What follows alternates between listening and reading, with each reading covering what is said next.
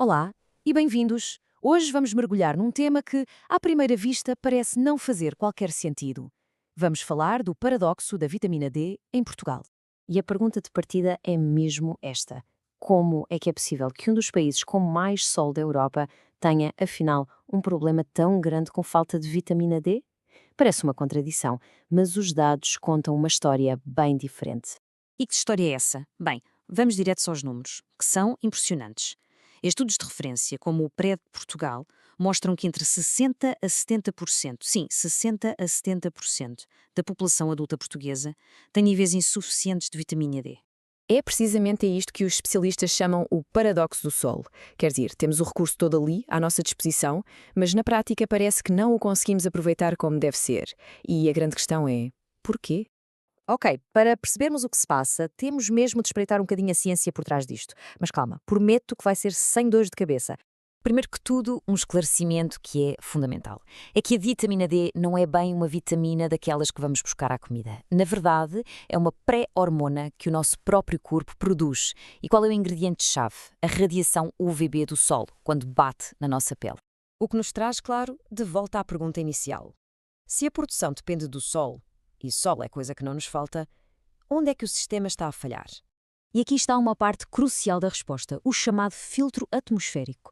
O que acontece é que entre novembro e março, mais ou menos, o ângulo do Sol em Portugal é tão baixo que a própria atmosfera filtra a maior parte da radiação UVB de que precisamos. O resultado?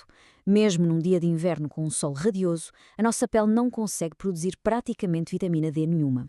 E claro, a isto junta-se o nosso estilo de vida moderno. Passamos os meses de inverno fechados em escritórios, em casa, longe da pouca luz solar eficaz que existe lá fora. Não admira que se chegue à primavera com uma cor que, digamos, rivalize com a de uma lula. Muito bem, mas afinal, porquê que nos devemos preocupar com isto? Porquê que ter níveis baixos de vitamina D é um problema? Vamos ver o impacto direto que isto tem na nossa saúde. Basicamente, a vitamina D é um jogador-chave em três áreas vitais. Primeiro, ajuda a regular o nosso sistema imunitário, o que é super importante, por exemplo, na altura das alergias. Depois, é absolutamente essencial para a saúde dos ossos, porque ajuda o corpo a absorver o cálcio. E, finalmente, tem um papel na saúde mental, ajudando a combater a famosa depressão sazonal. Ok, problema percebido. Importância também. Agora, a parte prática. O que é que podemos fazer? Vamos a um guia rápido para otimizar os níveis de vitamina D. E aqui está uma dica genial de tão simples que é: a regra da sombra. É fácil. Se a nossa sombra no chão for mais comprida do que a nossa altura, o sol está demasiado baixo. A produção de vitamina D? Ineficaz. Agora, se a sombra for mais curta, aí sim temos luz verde para produzir vitamina D. E de quanto tempo precisamos? Nos meses em que o sol é eficaz, para a maioria das pessoas bastam 15 a 20 minutos de sol direto nos braços e pernas, idealmente perto do meio-dia. Claro, sempre com bom senso e sem exageros.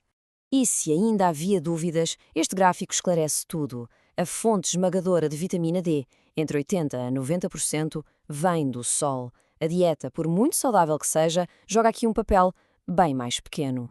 E mesmo quando olhamos para a comida, as fontes são poucas. Encontramos-la em peixes gordos, como o salmão ou a sardinha, na gema do ovo e em alguns cogumelos. Mas a verdade é que seria preciso comer quantidades enormes para compensar a falta de exposição ao sol. Então, se a ciência é clara e as soluções até são simples, o que é que nos impede? Bem, o desafio final parece estar mais ligado ao nosso estilo de vida e, quem sabe, até à nossa cultura. E isto leva-nos a uma daquelas ironias bem portuguesas. Passamos a vida a ouvir para ter cuidado para não apanhar um ar, para não apanhar uma corrente de ar. Mas ao ficarmos sempre resguardados, acabamos por perder uma coisa que é mesmo essencial para a saúde: o sol. E para acabar com a ideia de que a geografia resolve tudo, olhem só para esta comparação. É surpreendente. Vários estudos mostram que, muitas vezes, os níveis de vitamina D de alguém que vive em Portugal são semelhantes aos de quem vive em Londres. Isto prova que o nosso estilo de vida, muitas vezes fechado em casa ou no trabalho, pesa mais do que o número de dias de sol que o país tem. O que nos deixa então com uma pergunta para refletir. A pensar no próximo fim de semana e depois de tudo o que vimos, qual será a escolha? Passar a tarde num centro comercial ou investir aqueles 15 ou 20 minutos vitais ao sol? A resposta pode fazer uma diferença muito maior pela nossa saúde do que imaginamos.